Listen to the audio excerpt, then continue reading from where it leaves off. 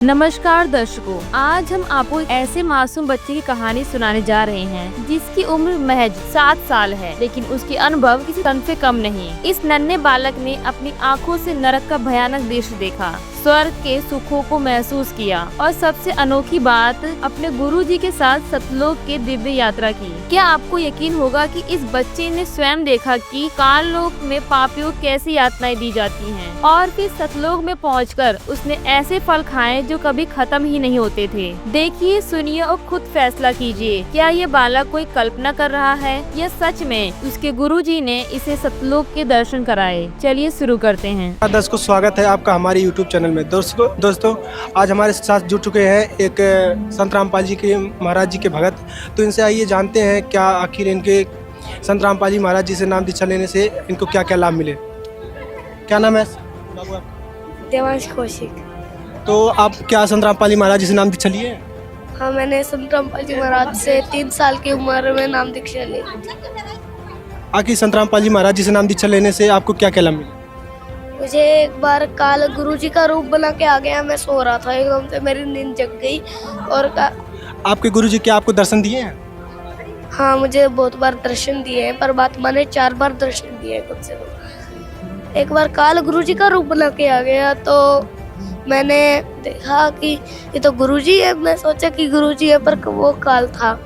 तो काल जो था वो गुरुजी के रूप में बोला कि बेटा आज तुझे सतलोक दिखा के लाता हूँ, चल। तो मैंने कहा ठीक है गुरुजी। मैं समझ नहीं पाया। क्या आप सपना देख रहे थे या हकीकत है? वो सर ये हकीकत है, मुझे गुरुजी सच्ची में लेके गए हैं। तो काल वहाँ ले गया। फिर मैंने गुरुजी को मंत्र शुरू कर दिया कि ये तो तपस्शिला पे ले आया। उसने हंसने लगा कि ये तपस्शिला पे आ गया। तभी गुरुजी प्रकट हो गए और बोले, जैसे बड़ा सांप छोटे सांप को सब जाता है ना सर, ऐसे बोले तूने मेरे हाथ को छेड़ कैसे दिया, हाथ भी कैसे लगा दिया। तो गुरुजी बोले चल बेटा, आज फिर से तुझे सतलोक दिखा। अच्छा जी। हाँ, तो सर फिर गुरुजी मुझे ब्रह्मा जी के लोक में ले गए। ब्रह्मा जी अपने आसन पर बैठे थे, वो उठे और परमात्मा को लेट के दंडवत प्रणाम किया। फिर हम श्री विष्णु जी के लोक में गए। भगवान विष्णु अपने सिंहासन पे विश्राम कर रहे थे, तो वो उठे और उनने चरणों में पड़ के दंडवत प्रणाम किया। फिर हम भगवान शिव के पास गए, उनने भी चरणों में गिर के दंडवत प्रणाम किया। फिर गुरुजी ब्रह्मा विष्णु महेश भी दंडवत प्रणाम किए। तो फिर गुरुजी ने उन्हें आशीर्वाद दिया परमात्मा ने। फिर हम गए धर्मराय के लोक में। धर्मराय के लोक में हमने देखा कि उन्हें जंजीरों से बांधा जा रहा था, पर असली डर तपस्शिला पे मिलता है। धर्मराय के लोक में थोड़ा सा डर। आप नरक और स्वर्ग दोनों देखा है? हाँ, नरक और स्वर्ग दोनों देखे हैं? दोनों देखे। उसके आगे क्या हुआ? उसके आगे आपको एक एग्जाम्पल देता हूँ। जैसे धर्मराज के लोक में तो लोगों को घसीटा जा रहा था, जंजीरों से बांधा जा रहा था। जैसे पुलिस स्टेशन में पहले पूछा जाता है, अगर वो झूठ बोल देता है तो पहले तो उसे बाहर पिटाई की जाती है उसी डंडे से जी। फिर उसे जेल में डाला जाता है, तब उसे इतना दुख होता है। वो थोड़ा सा दंड और ज्यादा दंड में बहुत फर्क होता है। फिर हम गए तपस्शिला पे। वहाँ गुरुजी रोने लगे अपने बच्चों को देख के। तो मैंने कहा गुरुजी आप रो क्यों रहे हो? गुरुजी बोले बेटा मैं रो नहीं रहा, मुझे रोना नहीं आता। ऐसे कह के पहले तो टाल दिया। फिर मैंने कहा गुरुजी सच बताओ परमात्मा, आप रो क्यों रहे हो? मुझे आपका दुख देखा नहीं जा रहा। तो गुरुजी बोले देख बेटा, ये सामने कितनी आत्माएं तड़प रही है, इसलिए मैं रो रहा हूँ। फिर हम काल के पास गए। काल से मुझे डर लगने लगा। जितना हमारा मान लो सन है, उतना उसके सींग और नाखून थे। मुझे डर लगने लगा कि मैं कैसे इसके तक पहुंच पाऊंगा। तो गुरुजी बोले बेटा मैं तेरे साथ हूँ, तू डरने की तुझे कोई जरूरत नहीं है। फिर हम दोनों ने, गुरुजी और मैंने, हाथ पकड़ा, मंत्र शुरू किए और काल का सिर ऐसे नीचे झुक गया।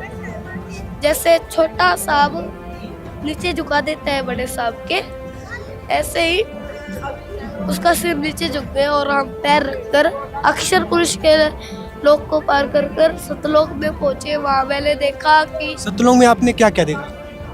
वहाँ मैंने देखा कि सदाबहार वृक्ष थे। मैंने एक सेब तोड़ के वहाँ ही खा लिया, तो 1 घंटे में खत्म हुआ वो। कलयुग में उसे 1 घंटा ही माना जाता है। यहाँ तो काल का लोक है, वहाँ टाइम कोई नहीं होता, कुछ नहीं होता भाई। वहाँ आत्माएं रहती है, सफेद कपड़ों में आत्माएं थी। मैं खाता रहा, खत्म ही नहीं हुआ। फिर गुरुजी बोले इसलिए बेटा वो खत्म नहीं हुआ? नहीं। और सबसे अमेजिंग बात तो ये है कि जब मैंने तोड़ा था तुरंत दूसरा लग गया, प्रकट हो गया। दोस्तों बहुत बड़ी बात है, इस भाई को संत रामपाल जी महाराज इनके गुरु जी इनको सतलोक लेकर गए। आइए आगे देखते हैं और क्या क्या लाभ हुए इनको, और क्या क्या दिखाए वहाँ पर सतलोक में इनको। फिर गुरुजी बोले बेटा अभी आपको और भूख लगी होगी और कुछ खा ले। तो मैंने कहा हाँ गुरुजी, मुझे नाना नाम के लड्डू जलेबी और खीर खानी।